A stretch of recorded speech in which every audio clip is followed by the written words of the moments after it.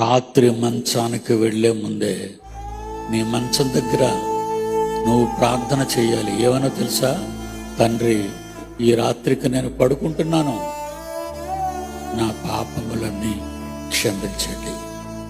ఏం తెల్లవారు లేచేసరికి నువ్వు లేకపోతే, నువ్వు పాపాలతో చచ్చిపోతే నిత్యాగ్ని దండానికి వెళ్ళిపోతావు. ఎప్పటికప్పుడు క్లీన్ చేసుకుంటున్నావా? ప్రతిరోజు ప్రతి పూట తినాలి, ప్రతి పూట తాగాలి, ప్రతి పూట నీ పాపాలు కడుక్కోవా?